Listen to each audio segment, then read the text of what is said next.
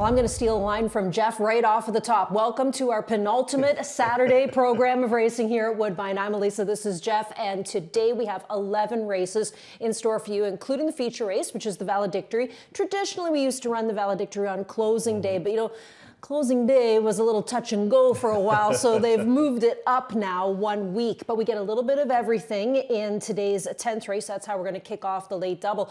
And, you know, when we were looking at the infield, it doesn't look warm, but surprisingly, it's really not that bad. We'll take it for this time of the year. I was actually 2 degrees when I was driving, and I felt like on the windshield, it was like ice pellets coming on this screen. It wasn't sticking around or anything like that. So, yeah, compared to what we had on Thursday, this is balmy. So, yeah, hopefully we're in store for a good-looking program on tap today. I was talking with some folks on Sirius Radio today, and they were mentioning how wide open they think the Valedictory Stakes is. You know, there's no real distinct front runner, and always, you know, because we don't have a lot of marathon stake races anymore in North America, it's always a bit of a question mark as to who's going to be effective at extended distances. Yeah, so that race will go as the 10th race on the program, the Valedictory for the day today. Every time I see that infield shot, I want to bring my skates to work too, don't you? I don't know how thick the ice is, though. Maybe not yet. I don't want to have to come on and rescue you. Yeah, and who knows how deep that water is as well underneath it. Well, speaking about some big things here on track, yesterday, did we ever have a throwdown between Pietro Moran and Rafael Hernandez? Pietro, well, struck first. He got a winner in the second, and then Hernandez comes back in race number 3. He gets a win. Then we get Pietro back in the winner's circle for race number 6, and then right back into the winner's circle goes Rafael Hernandez. So, you know, Rafi took the last race on the program with Awesome Crusader, gave him a very big day, and, you know, it's going to be fun, as we've mentioned, right to the wire between these two jocks. You know, again, on the radio show that I was on today, where we're talking about some of the end of the year festivities that will take place when it comes to Sovereign Awards. And Bill Finley, who does the show, he was mentioning to me that he thinks that Pietro Moran is a shoo-in to win an Eclipse Award for Champion Apprentice as well. That would be big news. Yeah, so obviously, you know, he's going to be Champion Apprentice in Canada. There's no question about that. But will he be Champion Apprentice in the States as well? That's obviously one of the big storylines as well. And, you know, it's kind of cool, this great little battle that we got going. And it's, like I said yesterday, it's one of those boxing matches. Yep. I land one, then you land one on me, you know. So it's going to be fun to watch as we go down to the wire. Speaking of that, though, another guy had a good day at the office yesterday, and that was Zerrell Ford. He had 2 winners on the program. So Rafi wrapped things up with 3 winners on the card yesterday. We're going to show you how things are shaping up as far as that battle is concerned. But first, we want to talk about what happened this morning during training and just give you a little bit of an insight as to what our head clocker, Ernie Perry, thought about training this morning. And you know, we didn't have the wind this morning, which was maybe a little bit nicer, hopefully a little bit nicer for our exercise riders out there, but he rated the track a 3. That's the lowest we've ever seen it. We've never seen it as anything under than a 3 this season inside, of course, but Blind River is the horse that made his report as far as the work of the day is concerned. 48-1 for Katerina Vasilieva. Yeah, it's a Cheesewood horse who's run just once so far this season. It was on turf going 7/8, so got totally wiped out at the start, but made a big recovery as a matter of fact, and now is getting back in the mix of things. You would think if they had to work today, that might be going in the entries next weekend, if everything went according to plan. So we'll keep an eye on that one. Not sure where Kat's going to go over the wintertime as well, but I imagine she'll be going somewhere. Usually she does. And the best wagering race of the day, the Valedictory. And that's great to see, the stake. That's where Ernie says the money is to be made in that particular event. So race number 10 on the program, which is part of the late pick 5 and the late pick 4 as well. All right, we're going to put you to work, Jeff. Time to do some handicapping. We'll start in race number 2 on today's program. This is a 5 non-2, and we've seen our share of these lower-end claimers now. So, you know, these are horses we've seen on a regular rotation. And it's also where we kick off the $100,000 guaranteed pick 5. Now, you're talking about a horse here who made a good recovery, and tell us about it. Big time. Not So Swift is one that really grabbed our eyes back on November the 13th. And we'll show you what happened here at the start, because it got totally sandwiched at the start. And this is a horse that usually is pretty close to the early speed of the race, but unfortunately now, because of what happens here, watch the number 8 in this spot and just gets totally shut off at the start. We're going to show you 2 regular speed and slow-mo. Just pinballs coming out of the starting gate, and all of a sudden you're 10th in a field of 10, and we'll slow it down for you one more time as well. Was one that was actually leaning towards the right as the gate came open, and then the old pinball effect took place. What I love is the massive recovery that we saw here as we go to a later portion of the race and just watch this horse fly home. Right now we got absolutely nobody defeated this portion of the race. The eventual winner is Zipfire. Zipfire is the 3, gets a perfect trip up the inside to pull off the victory. And right now, Austin Adams is going to work out some sort of magic here to at least get the 3rd place position on the podium. Just watch how she finishes up late in this race, because here she is now. Now she swings towards the outside and now really gets a chance to roll. And what I like is when horses, Elisa, get taken out of their regular element, and when a horse like this is so far back and usually is a lot closer to the pace to run this well, I think that's a real encouraging sign. Nobody's finishing better than this horse is in this particular event, that's for sure. No, you go back and you think to yourself, well, now I got maybe a little bit more of a versatile horse on my hands, so you don't necessarily need the front end, although I think this horse is going to be a top selection for a lot of people in here, because trip handicappers are recognizing a lot of these horses that have had some breaks that really weren't perfect and have cost some of these horses. So the 5 will be a top selection for a number of us here today, with the exception of the morning line that makes M. Chemus the favorite. I don't know about this she just seems kind of vulnerable to me, doesn't she? Big time. She, to me, she has to be the type of horse that doesn't get any pressure. If she gets pressure, I just think she shuts down. But if she can shake loose, she might go a long, long way.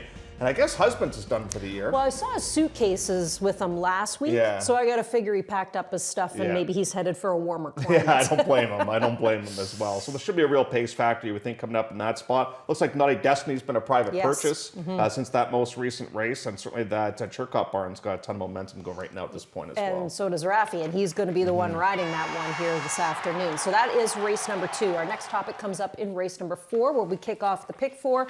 A mile and 70 yards of distance in a maiden optional $25,000 claiming event. Now this race for the babies, so 2-year-olds in here, it'll be their last chance for likely to get their maiden out of the way before next season when they race back here as 3-year-olds. One of them that's been busy pretty much since the get-go is Fogdoro, and I saw Fogdoro in the paddock on June the 22nd, up close and personal. And one of the things I noticed with him is just how big of a horse he is for a 2-year-old, and I think he's got to grow into that body, and he's starting to kind of get a little bit better. He is good for $25,000, but you're also going to see the matchup here between Hernandez and Pietro Moran, as both of them have mounts. Digital Security for Steve Churkop is where we find Hernandez coming in off of a 2nd place finish, and Fully Completely, who's on the drop from 40 in for 25 for Pietro. Raffy rides the card. Wow, he's going to have a busy, busy day. He won't be getting too many opportunities to warm up, but that's okay when you're winning races, and he looks very live at a bunch of races today, including Digital Security. And Digital Security went long for the first time last time and gave it up desperately late. Now there is a bit of a story here with Digital Security that you kind of need to follow a little bit. This one got picked off late by a horse named Trevally. Now Trevally was 2nd in against Fire and Wine the race prior to that. Fire and Wine came back to win the Coronation for Charity. Also, the 3rd place finisher in Digital Security's race, Mad World, came back to win a main special weight race last weekend here at Woodbine, albeit a very soft main special weight race, but still won it nonetheless. So a Digital Security clearly comes out of a very difficult race. Yeah, but you know what? Devin Gitten's barn. Hot, hot, hot. And I just thought, normally I don't really tend to gravitate towards these 2-year-olds that have raced a lot, because you start to think like, at some point in time they're going to be getting tired, but the barn is just so live, it's really hard to leave them off the ticket. So I'll trend outside of what other people are doing here in this race, but we have a field of 8 and just the one first-time starter in this event as well. I don't really think one that we need to be too concerned about here with that one, but certainly those 3 horses, Digital Security, Fully Completely, Fogdoro, will be the ones taking the support. Let's go to race number 5, 5th race maiden special weight for the 2-year-old fillies, and you get just a field of 7 in here, and I would assume that we're all going to gravitate towards Elusive Yaupon, because these Yaupons have been fantastic so far. Yeah, I think She Reigns is going to take some money from the inside as well. She's Reigns ran against Stroke of Genius. We've already seen the 3rd place finisher, Dunmore Beach, a horse that you quite liked the other day, come back to win. 6th in that race was Ava's Princess, came back to win a main optional 40. But Elusive Yaupon was in a very difficult race, I thought, in that first career start, going 5 furlongs. There was a lot of first-time starters, and that's tough when you're in lane 2 going 5/8 with a bunch of babies with first-time starters. And the eventual winner is in the 3rd place spot. Here's a look at our horse here. And the eventual winner is a Cassie first-time starter that Campbell's rode on this day. And it was a DJ stable horse. But a pretty smart ride here from Pietro Morin. He just never leaves the fence. And the horse closes up really, really nicely. And I just think the extra distance is going to be beneficial for this one here today. And certainly this last race was very, very encouraging. The winner, just got the jump on us as far as I'm concerned. And now here we come up the inside with Elusive Yupon, and we're just simply second best. But a very encouraging sign. Now, obviously, the synthetic, we have to do it before we know for sure whether the horse is going to be able to do it. But I don't think it's going to be a problem at all. And I think with the stretch out, we're going to be a lot closer to the pace here today as well. Yeah, I just like these Yaupons. Right now, they've been, his 2-year-olds have been very eye-catching. And we've had a few here this year that we've played, like the Boleums, now the Yaupons. They're really quite fun to watch. And if you just go off pedigree alone, I think he's got a very high strike rate as far as his 2-year-olds are concerned. So race number 5, we have a photo for you of Elusive Yaupon. And this is his or her groom from the Kevin Attard outfit. And again, Rafael Hernandez will be doing the ride. And this is JP, who looks after Elusive Yaupon. She Reigns, we talked about that one. Mighty Tanner, interesting because Pietro gets off of Elusive Yaupon to go to Mighty Tanner for Kevin Attard. So did Pietro have a choice, or... Yeah, I don't know. Was that just the call that he got? So we'll watch and see what happens. And then you got the Fancy Pearls horse, who's a first-time starter by a sire that's not bad with first-timers, and Mark Dodson owns this one. The mare was able to have success, a 2-time winner in 3 starts, one as a baby as well. And we'll see what type of money that horse takes on the tote board. Yeah, the only thing I saw was she's 0 for 3 as far as her offspring is concerned. So we'll watch that one. Let's go to the 6th race. And there's a big scratch in this event. We're taking out the 4 Ava's Princess. So she will not compete. She's a steward scratch, so I wonder if we'll see her another day. We only have a few more opportunities. You have Gone with Dewan in here. This horse has had a fairly busy campaign as well. Started off at the end of July and was racing on the turf then. He's been pretty good on the synthetic, and he was good in the optional 40 when he broke his maiden. Remember, he was going to win that race on August 17th, but I think he got a little looky down the stretch, and he kind of ruined it for himself. Yeah, exactly. Cost him the victory, and just obviously a massive drop down in class for this one too, as one sprinting. Looks on paper like Rafi could win like 3 or 4 races today, so it could be bad news for Pietro if Rafi does have a good day at the office. But in the gray, obviously, showed speed and stop, but no shame there. And maybe it's just going to be a nice sprinter, and there's absolutely nothing wrong with that. So now we get to cut back to sprint here in this event. We'll see how my Covenant does off the claim in here. They get to protect the horse in this tilt off a pretty easy win in that most recent event. And one of the fillies in this race, the 2, Charge the Mountain, was able to have success, but that was against much, much easier than what she's going to be facing here today. Yeah, and against fillies, she's facing the boys here. Tino's got 2 in this race. Charge the Mountain, now that's a home horse, right? That's a house horse because he trains that one for his daughter-in-law. But category 5 is a client horse, that being Trinity Racing Stable, and that's where we find Pietro Morin. That horse was a winner at first asking as well, but that was for a quarter. Yeah, exactly. And then he got Balboni's Crew, who I thought really improved in the winning efforts, and then finished a very good 3rd against Kentucky Bill. But I think Gone with the Wand, this is a massive drop down in class for this horse today. Yeah, looks like a good spot there. Let's go to the 8th race. 8th race is where we kick off the late pick 4. It's a maiden special weight going 2 turns. Now this time we're going to look at the girls, 3-year-olds and up with a field of 7. There is a horse that we could treat like a first-time starter all over again, that being the 5 Solo Mission, who hasn't raced since June of last year. Yeah, and got hit pretty good coming out the starting gate in that most recent tilt too, and then eventually recovered to finish 4th and against a really good horse in Literate. I mean, when I saw the PPs in here and I saw For Arrogant, I just said, just bred to win this race. This has been facing a lot tougher than what she's going to be facing here in this spot. The one interesting thing that I kind of find a little bit unique, though, is she's been here for a long time. She's worked a ton here. Now, usually it's Katarina that looks over the Jonathan Thomas horses here at Woodbine, looks after them. So I imagine she's kind of been supervising the works in here.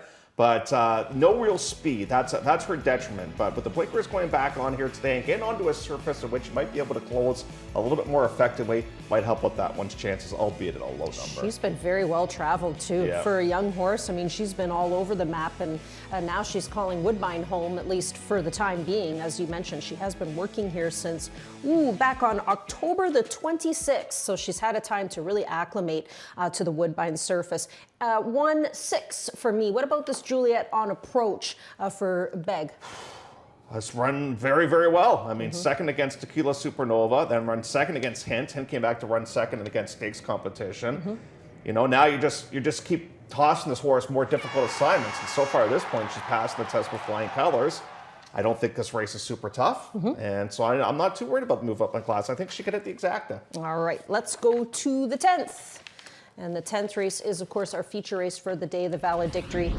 I always like this race when, you know, traditionally, like say, when it was the closing day race and it went an extended distance. Now it goes 1.5 miles and it gets a field of 9, and you get a little bit of everything. I was like, hey, hold on, when I saw this passing game entered, just because I happen to know the owner, Virginia Lazenby. She is, at least as far as I can recall, she was very, very involved in steeplechase racing, and has a number of really good steeplechasers. I kind of wonder if maybe down the line this horse might be one of those types for her, but comes here after racing in a 2-mile race at back on October the 18th, and has been training obviously south of the border against Austin Adams. But Little Toe Should Wish, I think, is the home team horse that a lot of us are going to be rooting for. He ran very well in the Grade 3 Singspiel to finish second. Extreme close-up here. We're going to take a look at this trip right now with the number 3 in here, who's going to be number 5 in the program here today, and this is Toast and Wish. And at this point, I picked the horse on this day, and I just said to myself, how is Fraser going to get out of here? Because he has got a pile of horse in his hands, and where does he go? Does he go up the inside? Does he split? Now he's got to try this. This is the third option now at this point. Now he gets out and just finishes up full of run. I love horses that are in marathon races that have the ability to sprint effectively at the end of events, and that's exactly what the horse does. And I just think this race is tailor-made for Toast and Wish. He continues to get better and better with each and every race, and I'm quite comfortable having this horse as our top pick, and raced against some very good competition last time out. Now, Zabo has been on the clock report repeatedly. Another one on the clock report is Junipero Serra, who we're going to get to momentarily. You're right about passing game. I think that is a jump trainer, if memory It serves is, me yeah. correct. Like I think maybe down the line you'll see this horse become a steeplechaser. I think you're right. I think you're right about that too. And then you got Jokester, and that was some run last time out from Jokester. Made up a ton of ground to finish in the second place position. Yeah, so our communications department did have a chance to get caught up with Kevin Attard and ask him about Jokester and what he thinks about this horse coming into today's stakes event. Obviously run second to Dresden Row. You know what I mean, one of the top older horses here in the division. So I was ecstatic with this race. He had trained really well going into it.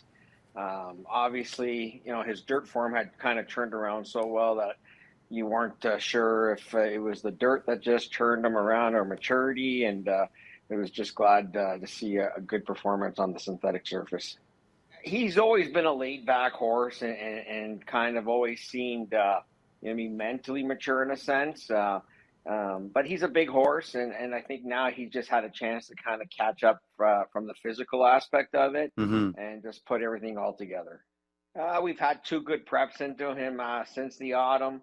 You know, he's been out there galloping some long, slow miles, and you know, I've been happy with the way he's traveling and kind of coming into this race. Nice colt. You know, obviously. He's had a little bit less experience over the synthetic, but 2 good races in it. So excited to actually see him back over the synthetic. You know, we always thought the more distance, the better for him. And his last couple races, now he's had a chance to kind of go the extended road, I guess, mind you, on turf. But they've been both good performances. You know, last out, it looked like he was going to kind of go on by, and he just kind of stalled there. So we're taking the blinkers off for him now, you know, now that he's a bit of an older horse, and and had some racing experience underneath his belt, I feel that maybe the blinkers aren't required anymore. Yeah, him and Jokester have actually been working together, and Zabo's been working really well. Since arriving from California, he's done everything really well. And his first race, obviously breaking his maiden, and then I thought his second race, he just kind of came up maybe a little bit flat. Mm-hmm. Obviously, the winner that day was an experienced marathoner, and he was much the best. But he kind of came up with another big performance last out. And looking forward to seeing him stretch out now again to the 1.5 mile over the synthetic. He's worked really well on it, and expecting a good performance from him. I would say, we're obviously not going to try change his style coming out of the one hole. It's kind of imperative that he breaks well.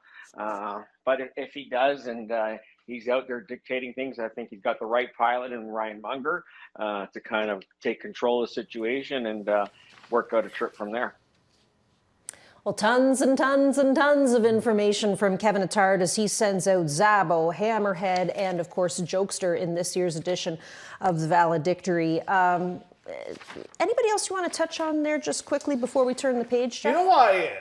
I was really impressed with Lost Ark last time. Yeah. I don't know if he wants to go this far. That's the big thing. But he loomed a contention as if he was going to win, then he kind of flattened out a little bit. He's been so lightly raced this season. I'm curious to see what he's able to do with this extended distance. Yeah. Should be a lot of fun. Race number 10 is the Valedictory. The 11th race is where we play the Jackpot High Five. And we have some breaking news. Oh yes, breaking news.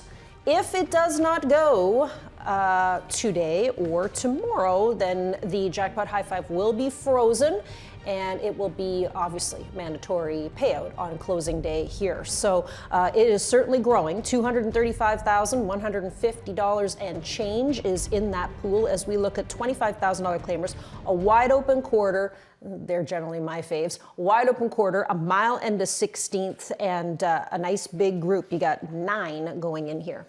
Ever dangerous to me is the play in here all day long. The way that he won last time out. Remember, that was unfortunate, the start that happened with him a couple of races ago. And then last time he got to the front, he just kept on going. He is so good right now. I'm actually surprised they've not moved him up in class. But I guess they're just saying, you know what, for 25, that's kind of where he belongs. And let's get all the cookies if we can. So I think this horse will be a key on about 71% of the Jackpot High Five tickets here today. Yeah, I would assume so too. The horse is a standout coming right back for a quarter. One more brew could be a contender here too for Hall of Famer Bob Tiller. Yeah, and for an all-time low since being claimed. You know, obviously they came back for 25, but to start off the season, but then they've kind of protected the horse. And then you have also in this race, Hemlo Gold, who's racing very well at this point. You know, Grandson, you and I kind of opened our eyes a little bit when we saw the horse got claimed, and now they're dropping off the claim, which is never really encouraging. Never a good sign. But race against Zabo and Hammerhead. Yeah, really good competition. Let's see how those two do in the Valedictory, and then this one might look a little bit better for a quarter here today. But yeah, we will freeze this Jackpot High Five if it doesn't go after tomorrow's finale on the program. A reminder, there are 9 races on tomorrow's card. So we'll freeze it and then bring it back for closing day on Sunday. Okay. That's always good to know. That's always fun to look forward to something like that for closing day. And speaking of closing day, we have a new post time for next Thursday. Right. So 4:30 will be first race post time for the Thursday card, which features 10 races, but 5 of them are back. Right. We're hoping the forecast improves a tad, so it looks a little chilly right now. So hopefully the weather forecasters will spice things up a little bit and just bump up the thermostat just a tad. Just a little. Warm it up, Daddy. All righty.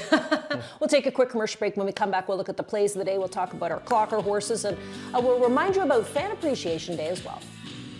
Love horse racing?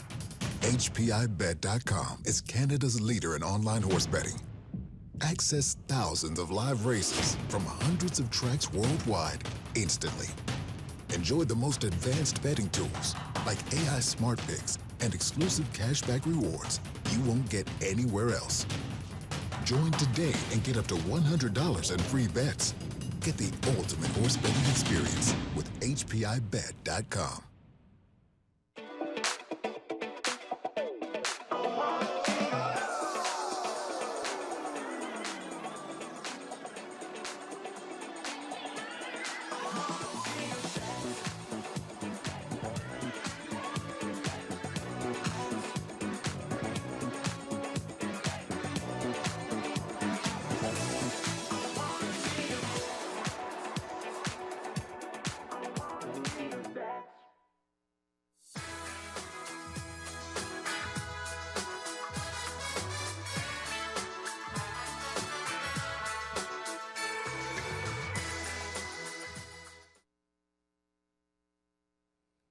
Well, time to pass along our plays of the day for you. And what have you got for today? We have a lot of similarities, I think, on today's program, I believe. We'll take a look at them right now and we'll find out what we've got up our sleeves for our plays of the day. And first of all, coming up at race number 2, our watch list horse, because that trouble trip, not so swift. The new face of the crowd is for Arrogates, beautifully bred horse. My repeat threat is going to be Tosin Wish, and my best bets and a key. I'm not even going to bet the horse to win. I think to make money, you got to key that horse in late pick 4 and late pick 5. Sounds like a good idea. I think I have something very similar to you as well. Let's see. I got Elusive Yaupon. Like I said, I just like these Yaupons. Gomit Dewan, the Minchell horse. Toshin Wish, little Toshin, to take the valedictory, and Ever Dangerous can certainly repeat in the finale on the program, offered up for the $25,000 price tag. Our friends upstairs, Ron, of course, our big friend, has Ever Dangerous. Looks so solid. Elusive Yaupon for Doug, and Key to the Park is a top selection from our Woodbine TV producer. Now, that's a horse at a price. That is race number 8 on today's program. Banac horse. That's the Banac horse. They claimed it was off of Josie. Ah, yes. And now they're trying maiden special weight once again, but trying the main track because the horse has been primarily racing on the turf since the claim. We've got clocker horses, and 2 of them for you today. The first one is Fancy Pearls, who's a first-time starter that comes up in race number 5 for Josie Carroll. And we're talking about the work from the gate on November the 15th in 48 and 4. Now, Ernie mentions that she has had several works with Fleury, and we know Fleury or Fleuret quite well around these parts. And then in the 10th race, he likes Unipero Sierra. That's going to be a big price, 20-1. This horse is going off the claim, taken from by Drexler from Cassie, and he's saying it's strictly a play based on workouts because it is a tough spot. So what he's seen in the morning with this horse appears to be all good things. Yep, so 20-1 on the line for that one. Fancy Pearls 4-1, and both horses should offer some pretty good value, I would think, coming up on the program here today at Woodbine. And we want to thank Ernie and his clocking team, because it's not just Ernie. Ernie can't be at all the tracks at all the same time, so sometimes his elves give him some tips on some horses to keep an eye on. Well, he gave us a winner yesterday. Swift Attraction was a clocker horse that took the opener on the program. Okay, what else do we got? Well, you got to talk about Fan Appreciation Day, and that is coming up next week as we wrap up the season here. December the 13th is the Saturday program, so you get a chance to get your complimentary programs. There'll be contests that you can play, a scarf giveaway, and everybody needs those as we're getting into the winter season, and that custom Jeff Bratt wrapping paper where you can just slice through his face with your scissors. Just rip through it.